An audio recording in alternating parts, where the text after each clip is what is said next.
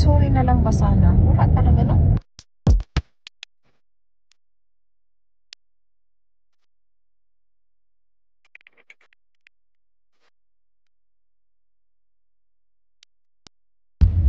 Hello! Welcome to our vlog. Para tumahimik sila yan. Ayan, so papunta na kami doon sa aming lunch. So nakita nyo sa aking previous vlog. Ayan, so okay pa yung buhok natin kahapon inayos. O, tingnan mo. Ayos pa din yung buhok natin. O, diba? So, ayan, papunta kami. Tingnan mo yung street. May araw kasi kaya ayan, madilim na naman. Basta pag may araw, madilim ang ating ano ba, dyan na lang. Kaya ayan, hindi pa nakadilim. Ayan yung biyanan ko.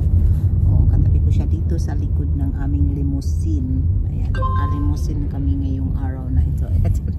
Biro lang yun, baka naniniwala kayo. Ayan po, so ito po yung sasakyan namin. Parang limousine na nga siya, di ba? So, papunta kami sa Coniugare politica e propaganda. Nagpa-andar naman ang aking biyanan o nag-vlog ako. O yan, hayaan mo na lang yun. No? Kasi in Italia naman yun. Kaya okay lang yun. Yan. O diba okay pa yung buhok ko kahit kinabukasan na. Yan, nagbihis ako. Kasi syempre mag-lunch kami kasama yung tsuhin ni Daddy. So yun, ang ano namin gagawin ngayon. At si Vincent naman nandoon sa tsuhin niya, sila na ang magdala kasi ano siya ng mathematics, galing siya magturo ng math, so tinuruan si Vincent ng mathematics yan, kaya hinatid ni Daddy kaninang umaga, tapos ngayon ay mag-meet na lang kami sa restaurant. So ganito kami dito, kumakain kami madalas sa restaurant, kabukas din restaurant din kami mag-lunch din. So ganito kami dito sa bakasyon. Ay hindi ko nakalimutan kung maglagay ng earrings. Ala, grabe. Pero natatabunan naman kaya okay lang yan. Binigyan ako pala ng mga pamana sa aking binan. So papakita ko sa inyo yung mga pamana ng aking binan mamaya. Magyayabang talaga ako. Charot! Ayan. So mamaya na lang mga kalabs. Bye bye! So mga kalabs, nandito na kami. Ayan, nakita nyo yung fresh na isda. Ayan, ang fresh na isda. Oh. Ah! Si! That's it! Ayan, ang ganda. Oh.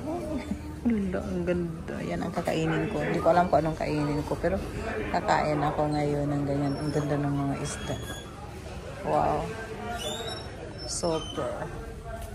So ang ano dito mga kalabs, grabe yung presyo. Makakalula yung price. Kita niyo? Oh. Elio Vincent. Eh?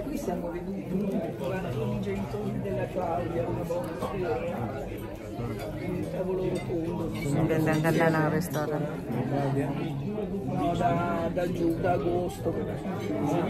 Ang ganda ng place. Napaka-elegant place. Kakahiya. Fanno la faccia prima delle vacanze.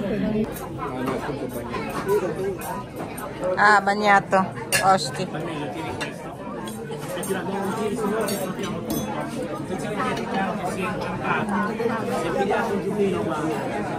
Nessuno questo se si alzava spaccava tutto.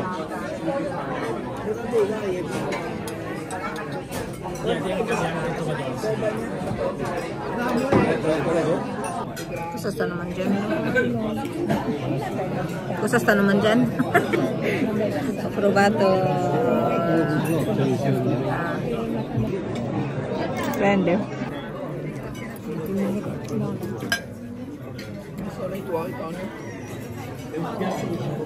Ayan, ang sarap yung ating mixed fried. Kay Vincent. Wow, Vincent. Masarap na. Abbiamo tentato. May lechon. Da lì poi siamo andati in Viale. Mga kalabs, kahapon pala hindi ko na yung namin, yung vlog namin, yung kumain kami Kasi pag uwi namin nakatulog kami dahil napagod, no? Napagod. Tapos pagkatapos pumunta kami sa lola ni Davide, hindi na din ako nakaano. So yung last yung makita na yung kumain na lang kami ng ng lunch, ng dinner na mayroong karne na parang lechon, para din kaming so hindi kami hindi na nakatulog ako. Pero nung pag-uwi namin galing sa lola ni Davide na how many kilometers only from your grandma?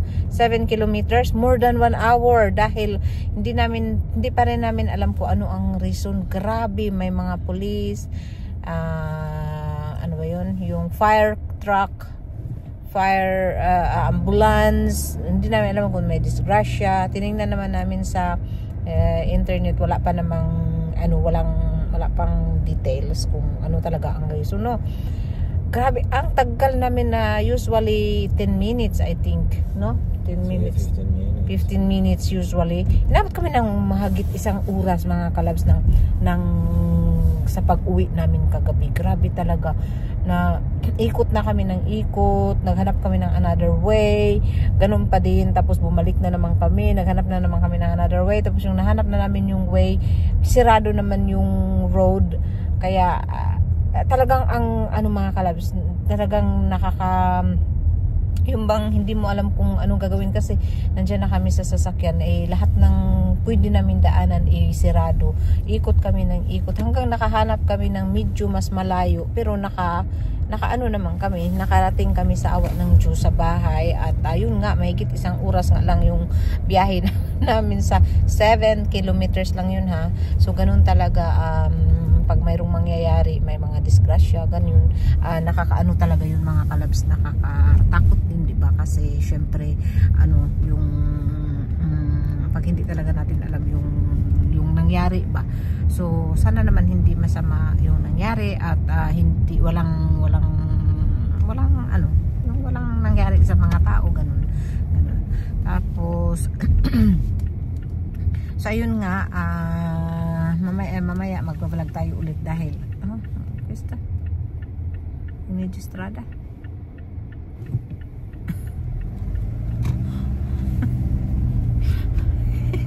may tao doon sa so mamaya magbablog tayo dahil papunta kami ng yan, so ibablog ko na lang mamaya. So yun ang nangyari sa amin kagabi. Then pagkatapos namin kumain kami, mayroong mga bisita. Yan, uy, hello. Ayan si Vincent. Bakit? Anong problema natin dyan? Ha? Nothing. Ba't mo ako tinawag? Mag-say hello ka.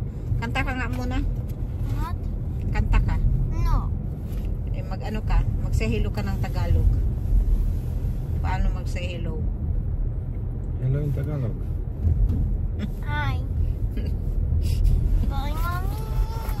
Ayan, hello niya sa Tagalog, hi daw. Si David naman, hello in Tagalog.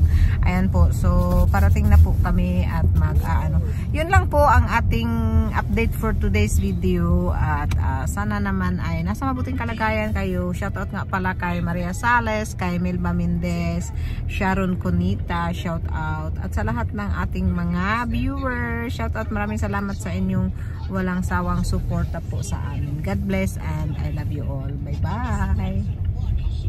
At yun nga pala mga kalabs, nakalimutan ko ibanggit sa inyo na yung tsuhin pala ni David kahapon natapunan ng wine. Tapos yung waiter, hindi man lang siya nag-sorry. Wala talaga, hindi siya nag-sorry or hindi siya wala talaga sinabi ba.